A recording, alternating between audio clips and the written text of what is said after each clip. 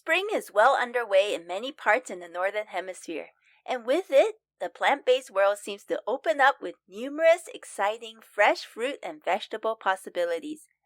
So today, on this podcast, I want to explore with you an unassuming yet versatile and inexpensive plant-based ingredient, green peas. In fact, there might even be a bag of frozen, frost-bitten peas already sitting in your freezer right now. So why spotlight green peas? What's so great about them? Well, if you're looking for fresh meal ideas and new inspiration, tune in to today's episode.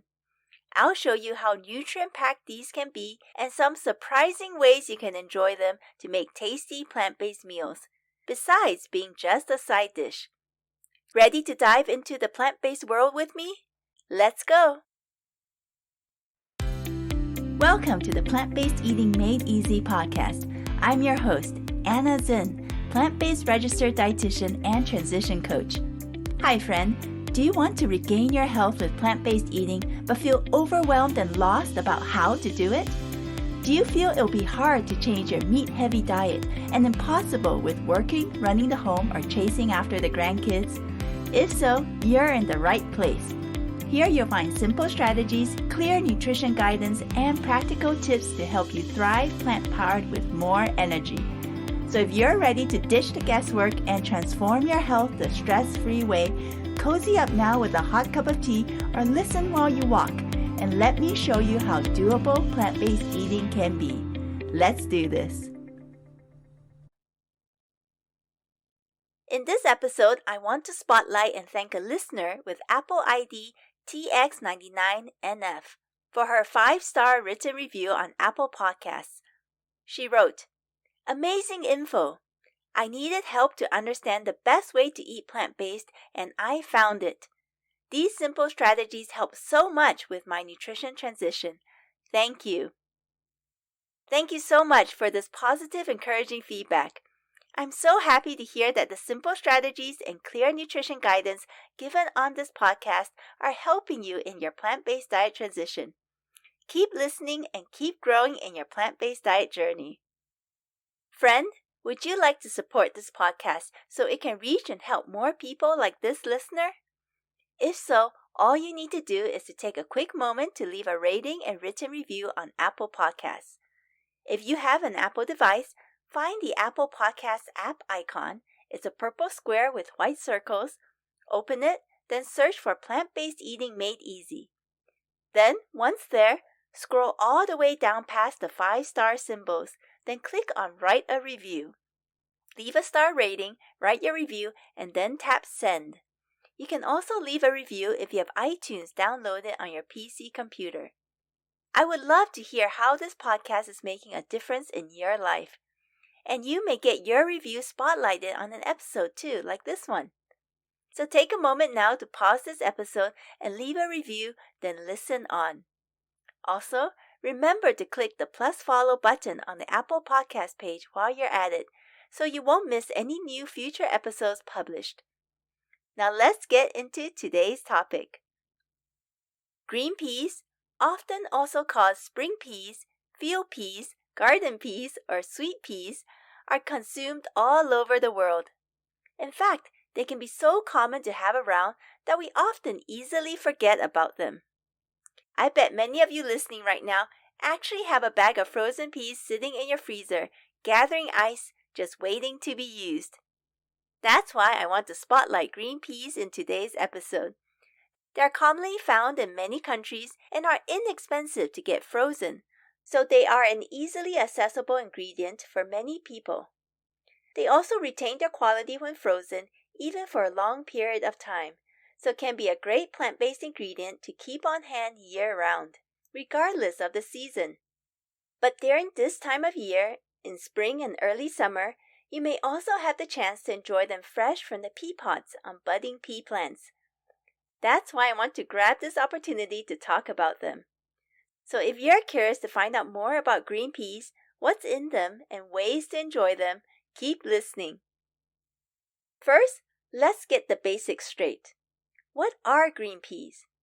Are they a fruit, vegetable, or legume? As it turns out, This really depends on a few factors, such as what stage of maturity they are in, which part of the plant is being referred to, and who is classifying them. For example, in grocery stores, frozen, fresh, and canned peas are often referred to and sold as a vegetable. Botanists, though, classify peas as fruits because the pea pods are fruits surrounding the peas, which are the seeds of the plant for reproduction. The United States Department of Agriculture, or USDA, on the other hand, labels fresh or frozen green peas as a starchy vegetable. Dried mature peas, either whole or split, are often referred to as pulses, which means they are edible seeds from a legume plant, much like beans and lentils. I know, confusing, right? Many organizations, though, like Harvard School of Public Health and Pulse Canada, prefer to refer to peas as a pulse because they are part of the same Fabaceae or Luminoses family, and this makes a lot of sense to me. I agree that the classification of peas can be a little confusing. What's not confusing, though, is how nutrient-packed peas are. So what's in them? Well, 1 cup of boiled green peas yields more than 8.5 grams of protein, almost 2.5 milligrams of iron, 43 milligrams of calcium, and nearly 2 milligrams of zinc. It's also a source of key nutrients like potassium, phosphorus, vitamin C, folate, vitamin K, selenium, and even beta-carotene. What's even more impressive to me, though, is that 1 cup of cooked peas packs a whopping 4,150 micrograms of lutein and zeaxanthin, which are super eye-boosting nutrients. Green leafy vegetables are another great source of lutein and zeaxanthin, which are important for eye health. But it would take 3 cups of raw kale to provide close to the same amount of these two nutrients found in 1 cup of boiled peas. Besides all this, peas have a lower glycemic index, are high in fiber, and contain phytochemicals with possible antioxidant, cholesterol-lowering, and anti-cancer effects. Are you amazed yet? Now let's get into the really fun part. How can we enjoy them? I love the fact that green peas are not only readily available and packed with nutrients, but they're also super versatile in the plant-based kitchen. First of all, peas have a light, natural sweetness to them, so peas can be delicious to eat on their own. Fresh or frozen peas actually make a fun protein-packed snack for both adults and children. I remember giving them to my children when they were weaning because they make a great pick-me-up finger food for little ones. My kids still love them to this day. Now here are some other fun ways you can enjoy peas. If you're making a smoothie, throw some frozen peas into the blender for a naturally sweet protein boost. Make a pea pesto sauce to enjoy with 100% whole wheat pasta or legume-based pasta. You can even make pea guacamole or even pea hummus with them. I remember when I made some pea hummus for the first time for my family. Sure, the light green color was a little different compared to the typical beige-colored hummus, but my children sure enjoyed it and kept telling me how much they loved it, especially when paired with some crispy, oil-free baked tortilla chips. Lately, I've also been experimenting adding some peas into other dishes and recipes that normally wouldn't call for them, like into a Caribbean chickpea stew and into soups. The results were delightful because I find the green peas not only help add a burst of color to the dish, they also give a nice light sweet contrast to add depth of flavor and texture to a dish, not to mention get that delicious burst in your mouth when you eat them. So today we looked at what green peas are, what's in them, and fun ways to use them. I hope this ingredient spotlight today opens up your eyes to the myriad of ways green peas can be used and enjoyed in the plant-based kitchen. Now here's an action step you can take. Buy a packet of frozen peas if you don't have one yet, and keep it on hand to be used in a variety of dishes year-round. I actually had a lot of fun with this episode, and I hope you enjoyed it too. I find the plant-based world so fascinating, and there's so much to explore and enjoy. I hope you see that in just this one little plant-based ingredient we explored today. I hope to spotlight another ingredient soon on this podcast. If you enjoyed today's episode and want to learn more about the plant-based world and to build your confidence and knowledge in plant-based diet basics and key ingredients, check out the online Plant Power Life Transformation course.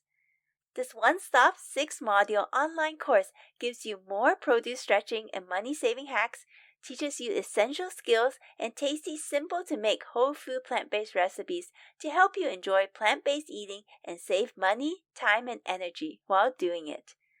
Find out more details at plantnourish.com/PPLT course or see the link in the show notes. Thank you so much for listening. If this podcast has inspired, encouraged, or helped you in some way to transform your health, I would love to hear about it. Please take 30 seconds to rate and leave a written review on Apple Podcasts to let me know. It will encourage me so much to hear how this podcast has positively impacted and made a difference in your journey towards wellness. And share about this podcast with a friend or loved one so we can all thrive in the best health. Remember, plant-based eating can be easy and doable. See you in the next episode, my friend.